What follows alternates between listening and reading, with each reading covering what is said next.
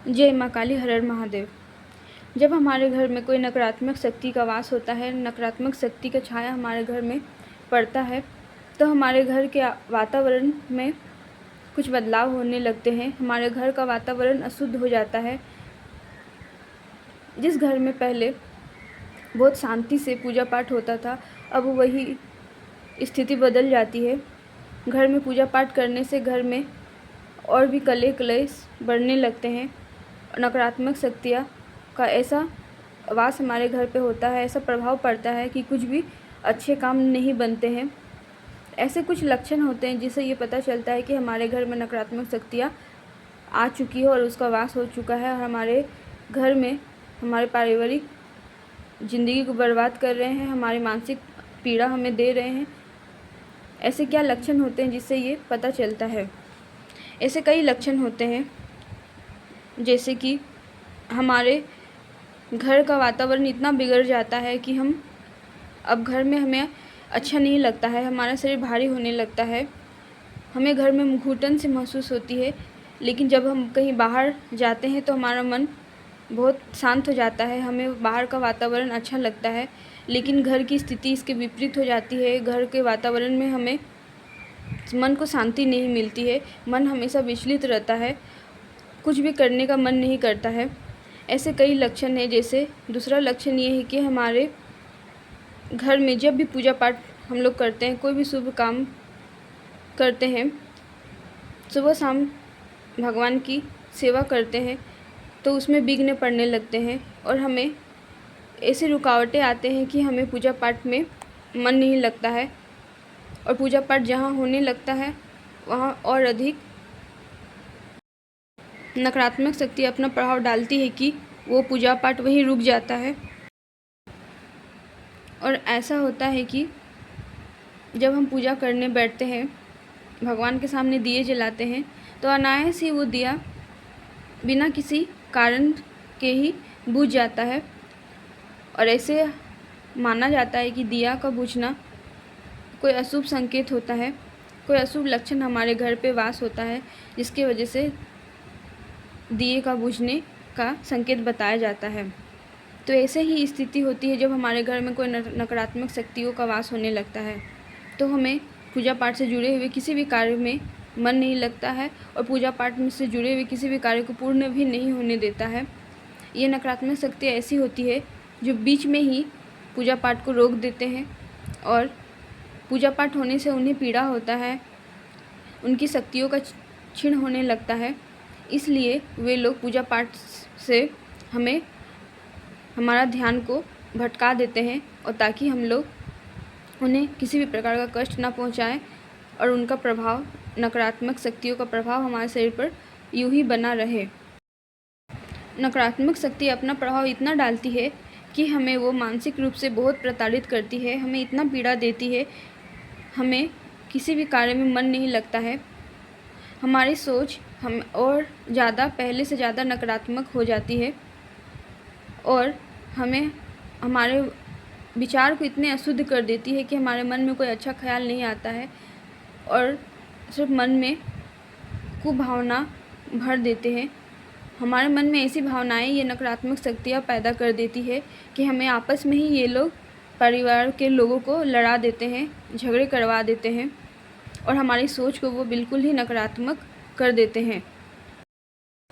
इन नकारात्मक शक्तियों का यदि हमारे घर में वास होता है तो हमारे घर में एक अजीब सा सन्नाटा का वातावरण रहता है, एक ऐसी मनुष्य छाई रहती है जो हमें, जब हम इस स्थिति में आते हैं, जब घर पे आते हैं, तो ये वातावरण इतना दूषित होता है, ऐसा सन्नाटा रहता है कि ये कुछ अच्छे लक्षण नहीं होते हैं और ये सिर्फ नकारात्मक शक्तियों का हमारे घर पे वास होने का ही लक्षण हमें दिखता है।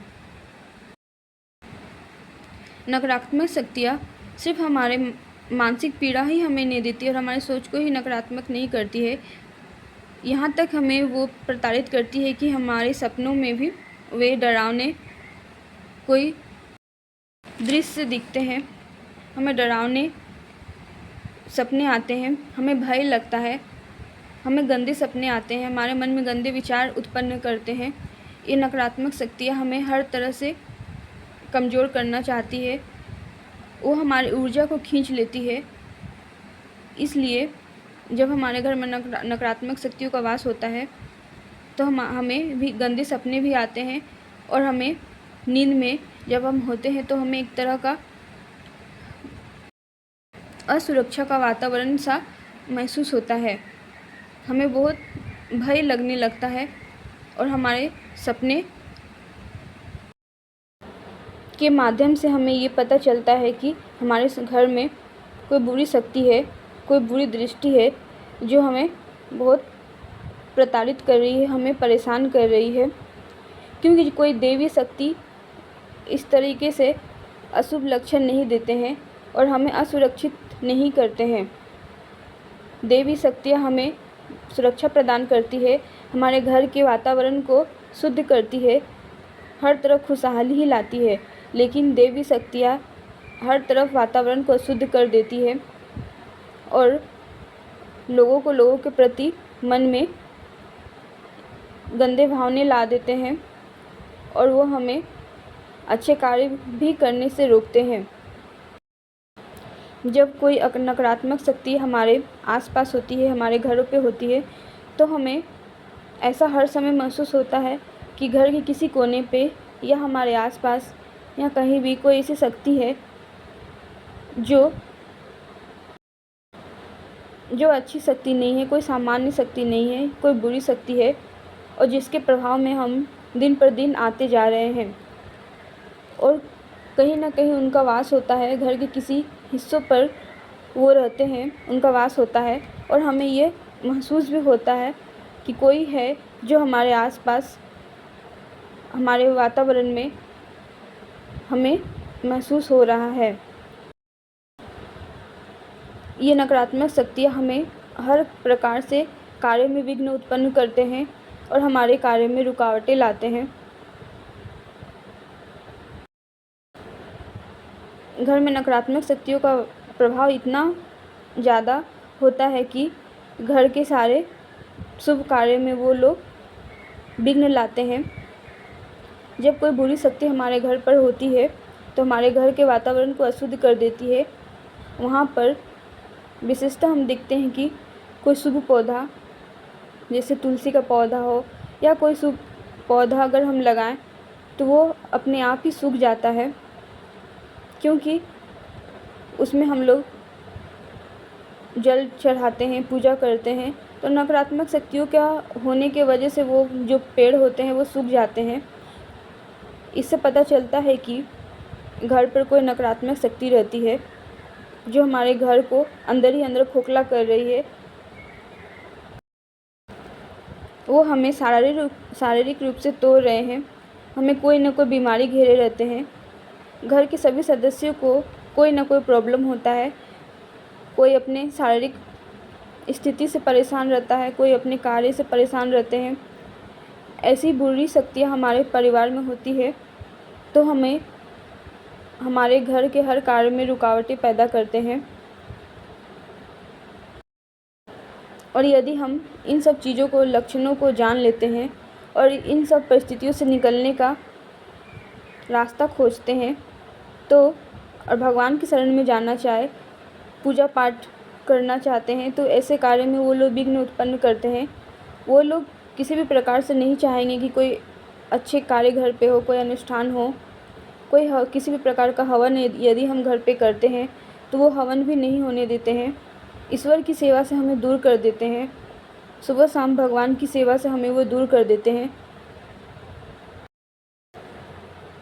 घर पर किसी भी तरह का पाठ, स्तोत्र, कवच का पाठ हमें करने में मुसीबतें आती है और हमें इतने बुरी परिस्थितियों का सामना करना पड़ता है कि हम बहुत परेशान हो जाते हैं।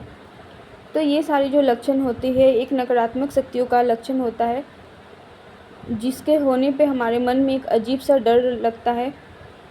चारों तरफ की वातावरण हमें काटने को दौड़ती है। ये सब लक्षण कभी भी एक देवी शक्तियों का लक्षण नहीं हो सकता है, क्योंकि देवी शक्तियाँ हमें अच्छे कार्य से जोड़ती है, हमारे मनोबल को प्रबल करती है, ना कि हमें अंदर ही अंदर खोखला करती है, हमारे मन को अंदर से कमज़ोर करती है, हमारे आत्मविश्वास को आहत करती है। ऐसी देवी शक्तियों का प्रभाव कभी नहीं हो सकता है। यदि इन सारे लक्षणों का वातावरण का हमारे घर पर पता चलता है, देखते हैं, तो ये सिर्फ एक अशुभ लक्षण ही होते हैं जो एक नकारात्मक शक्तियों का होता है। तो इन नकारात्मक शक्तियों के बुरे प्रभाव से बचने के लिए घर पर देवी देवता की सेवा अवश्य करनी चाहिए, नियमित रूप से भगवान की शरण में रहने चाहिए और उनके कवच का पाठ करना चाहिए।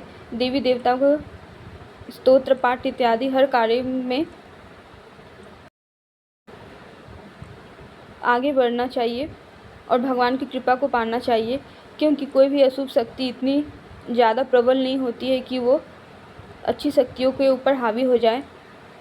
कभी न कभी किसी न किसी प्रकार से उनका तोड़ अवश्य निकलता है और बुरी शक्तियाँ होती है वो अच्छी शक्तियों के सामने में हार मान ही जाती है।